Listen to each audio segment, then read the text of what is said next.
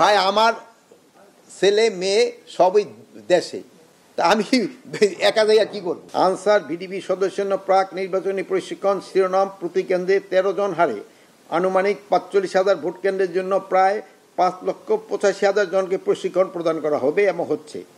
তন্মধ্যে 1,35,000 জনকে অস্ত্রসহ এবং 4,50,000 জনকে নিরস্ত্র প্রশিক্ষণ প্রদান করা হচ্ছে। আগামী জানুয়ারি মাসের মাঝামাঝি সময়ে আনসার ভিডিপি সদস্যদের প্রশিক্ষণ শেষ হবে। তাছাড়া জাতীয় সংসদ নির্বাচনকে স্ট্রাইকিং ফোর্স হিসাবে আনসার ব্যাটালিয়ন সদস্যরা নিয়োজিত থাকবে। এর জন্য 3,107 জন রিক্রুট সিপাহীকে প্রশিক্ষণ প্রদান করা হচ্ছে। এবার নির্বাচনে বিজিবির প্রায় 1100 প্লাটুনে 33,000 সদস্য নিয়োজিত থাকবে। ইতিমধ্যে 60% নির্বাচনী প্রশিক্ষণ সম্পন্ন হয়েছে। এবছর প্রায় 31,000 প্রশিক্ষণ সম্পন্ন হবে বলে আশা করছি। এছাড়া আবার নির্বাচনে প্রায় 80,000-এরও অধিক সশস্ত্র বাহিনীর সদস্য মোতায়েন করা হবে। আসন্ন ত্রয়োদশ জাতীয় সংসদ নির্বাচনে সীমানা পুনর্নির্ধারণকে কেন্দ্র করে আইন শৃঙ্খলার পরিস্থিতি যেন অবনতি না ঘটে সেই বিষয়ে প্রয়োজনীয় ব্যবস্থা গ্রহণ করা হবে। তাছাড়া আরও কিছু গুরুত্বপূর্ণ বিষয় আলোচনা হয়েছে। এর মধ্যে ছিল ফ্যাসিস্ট আওয়ামী লীগের ঝটিকা মিছিল, যেটা আগের তুলনায় অনেক কমে এসেছে। পার্বত্য চট্টগ্রামের পরিস্থিতি এখনও শান্ত ও ভালো রয়েছে, বাট সেখানকার আইন শৃঙ্খলার পরিস্থিতি নিয়ন্ত্রণে রয়েছে।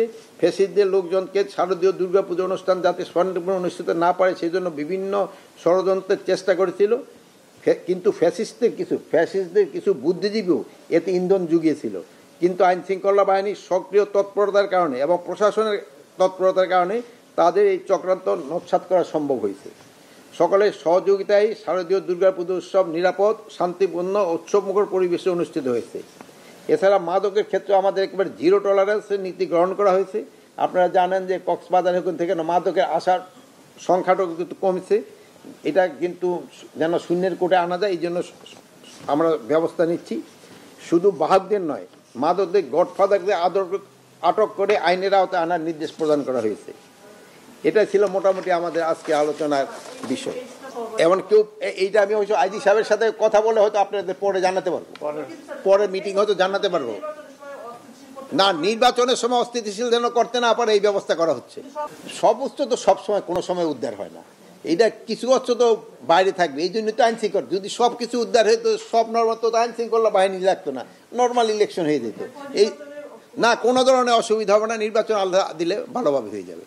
কে কি চায় তার এটা তার ব্যক্তিগত প্রশ্ন। আপনিও তো অনেক প্রশ্ন করতে পারেন। এখন এই বোন দেখবেন আরেকটা প্রশ্ন করবো, এই বোন আরেকটা, ভাই আরেকটা প্রশ্ন করবো। ভাই আমার ছেলে মেয়ে সবই দেশে, তা আমি একা যাইয়া কি করবো?